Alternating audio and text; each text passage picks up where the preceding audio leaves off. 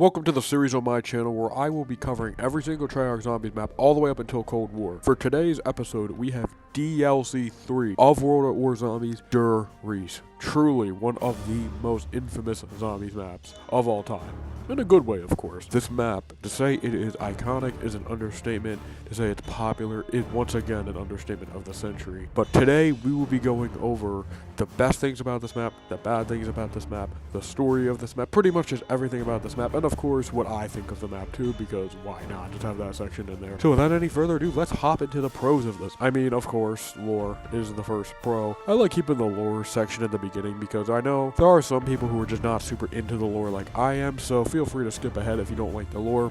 But for those lore junkies like me, feel free to stick around. So the lore this time is our crew travels back to Reise from the Rising Sun facility in order to use the teleporter there to teleport to the moon to confront Samantha so Richtofen can take over the ether. However, on their way through the teleporter, Dempsey overloads it and sends them far into the future in 1963 all the way to an abandoned theater, which is not the subject of today, but it's still very interesting lore nonetheless. Quick fun fact that Kino, of course, this is well known, was supposed to be DLC 4 for this game, but it was pushed back, and in good reason in my opinion. That's pretty much the main gist of the story, though there are a huge amount of side Easter eggs and radios in here, just dictating the research, the cruel inhumane testing from Group 935, what ended up happening to Samantha's dog Fluffy, the lore behind pretty much everything, the lore behind the Wonderwaff, the monkey bombs, everything about the lore is just absolutely fantastic. We can see Operation Shield that went through, and then all the scientists ended up killing themselves due to Samantha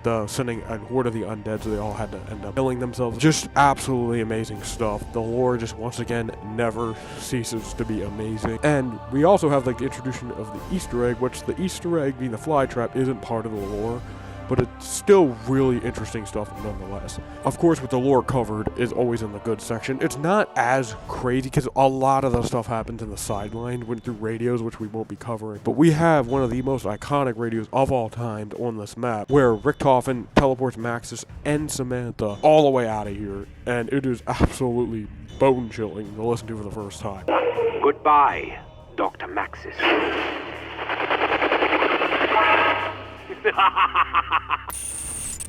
So, moving on from the lore though, we have the monkey bombs. These are a new wonder gadget to this map, which replace your tactical grenade. Throwing a monkey bomb, all the zombies go up to him as a distraction device. It's a great way to be able to revive your teammates or get yourself out of a sticky situation. Say you just went down and you need to rebuy your perks. Throwing a monkey bomb and running over to get quick revive is something really amazing, and you always want monkey bombs whenever you play this map. The sad thing is you can't get these things for free, but they are still a welcome addition and something you will never gawk at or look twice at when you get them from the mystery box. It's a shame in World at War Molotovs replace them, but still, they still are an amazing addition. You can also do a little Easter egg where you throw the monkey bombs inside the furnaces around the map, and this increases the likelihood you'll get a drop. Moving on, we have the Bowie knife. This is the first map where the Bowie knife is on. The Bowie knife is a more powerful knife that can one-shot zombies all the way up until round 9. One of my favorite things to do on this map is to build up a bunch of points and then pick up the Bowie knife and then just start knifing zombies, going absolutely ham-taro on them with the knife and getting a double points and shooting him with the 1911 and then knifing him. Oh my gosh, you get so many points. The Bowie knife is one of the most underrated additions in my opinion. I love the Bowie knife. I really wish it was on Shino Numa, but it's here on Reise, and I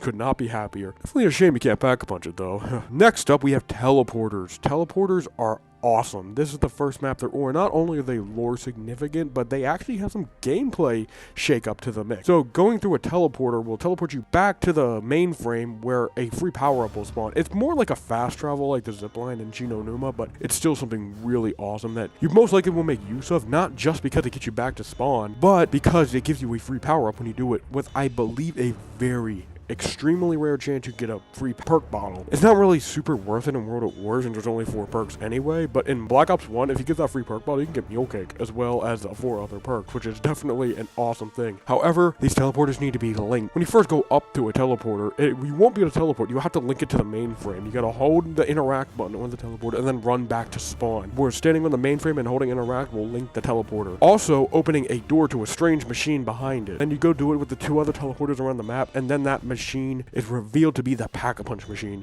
which we will cover in a minute. But though with all the teleporters linked, you can now teleport, get out of jail free. You get some free power-ups. Teleporters are awesome. There's also some neat lore significance with the teleporters when you teleport. You can like see pictures of Richtofen, Samantha, and all that. It's really cool stuff. Also, this map is the first map with the Carpenter power-up, which is a very welcome addition in my opinion. More so in Black Ops 4 and Cold War, but it's still a welcome addition here as it repairs every single barrier on the map and gives you 200 points in boot, or 400 with the double points. Rebuilding barriers in the old games has a lot more significance than the new games, so Carpenters are actually really good in my opinion. Carpenters, they give you 200 points, they give you a little break from the zombies. It's just overall a really nice power-up, and when you combine that with a double point, you can get a pretty big payout, which is just always really nice. The first ever Easter egg was also introduced on this map, the fly trap Easter egg. It really doesn't do anything, it has no reward. You just shoot a control box outside the map and a bunch of power-ups spawn, where Samantha starts talking, and then the power-ups scatter, and then you gotta find 3 teddy bears, and that's pretty much it. It's not the coolest Easter egg, and not having a reward really sucks, but it's still neat, and having paved the way for future maps to have even grander and better Easter eggs. Definitely an amazing addition, along with the catwalk. Oh boy, the catwalk. This is the first map with an amazing camping spot. Catwalk is go through a door where the Bowie knife is, and you go up the stairs, and you can put your back to a mystery box location, and you just absolutely destroy the zombies coming your way. The zombies literally cannot stand a chance against you. Like, they have to go through this long-ass hallway. They can't sneak up behind you. It's the most iconic camping spot for a reason because of how effective it is. There's also the ability to put down bouncing Bettys, so you can back up if things get hairy and then just absolutely nuke the zombies. It's just insanity. It's so fun. The Black Ops 1 weapons and the World at War weapons are really good for this because there's some really good LMGs, so you will always be on the catwalk if you're in co-op. And even in solo, you can hold out here to build up some points before you start training, possibly by the power switch and mystery box location. Also, some little things this map introduced is loose change. Loose change is where you go prone in front of a perk machine and you get some free points, giving you an extra 100 points of World at War and then 125 in Black Ops 1 because Mule Kick's also there, so that's always really nice. Not really the biggest groundbreaking change of all time, but still a really nice change regardless. And of course, the Pack-a-Punch. The biggest addition to this map. This is the first map in Zombies history where you can upgrade your weapons to be even stronger. I'm not going to talk about like everything the Pack-a-Punch does because you all know this, but pretty much you put your gun into the machine for 5,000 points and then you get a even better gun out in return. Pack-a-Punch! Oh my god! I think it makes vodka! Oh yes, Nikolai likes very much. Your gun is massively improved. You get a shitload more ammo. You get a shitload more damage. Your gun gets a badass name. Hell, even some guns completely change, like the starting pistol becoming an absolute awesome grenade launcher, and Mustang and Sally's being super awesome weapons. This even makes getting high rounds even more feasible. Sure, they were easy enough to get in Shinonuma, but that was for unintentional purposes, like the zombie cap and then the health cap, and then the zombies becoming insta-kills. It still makes for some awesome high rounds. However, in Reise, all these issues were fixed. The zombie cap was fixed, the health cap bug was fixed, which is very weird how they never fixed it back on Shinonuma, but it doesn't really matter. It just makes that map really unique. But in this map, all that's fixed, but Pack-a-Punch allows you to easily get the higher rounds, and with the return of the Wonder Waffe being able to be Pack-a-Punch, it's even easier. However, if you electrocute yourself with the Wonder Waffe in World or you lose your Juggernaut for some reason, this is no doubt a glitch, because this has not happened in the Black Ops 1 version. I don't know why this wasn't patched. It's a very stupid thing. I don't understand how this even got in the game. It's stupid, but it does give light for some other guns to shine, which I guess is definitely really nice, because World of War has some really good guns. But thankfully, this bug is not in Black Ops 1, which is definitely really good. Speaking of Black Ops 1 Remake, the Black Ops 1 Remake only adds in Mule Kick. It doesn't really add in anything else. It doesn't add in, like, the Thunder Gun or anything like that. It just adds in the Mule Kick and the Wonder Waffe not breaking your game, and obviously the Black Ops 1 engine just being a lot smoother and better graphics and stuff. It's not really a big change, but Black Ops 3 doesn't have a Reise remake. It has the Giant. So we're not going to be talking about that because it's completely different. But the Black Ops 1 remake is my favorite version of this, but I definitely can understand why people like World of War's version a lot more. With the laundry list of good covered, we now have to talk about a very few little bad things about this map. in my opinion. One is no new wonder weapon.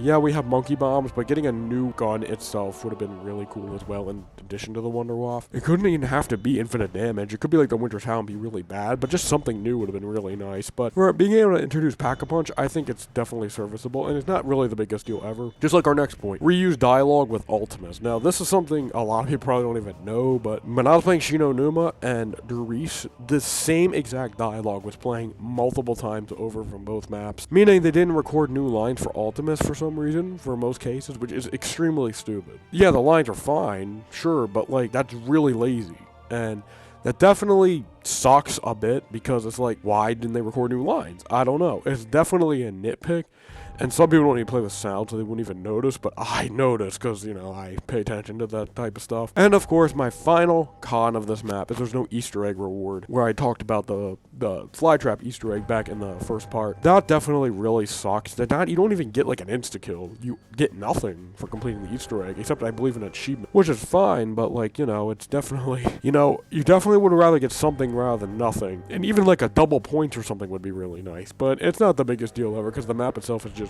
really good, and I just can't think of anything bad to say about this map.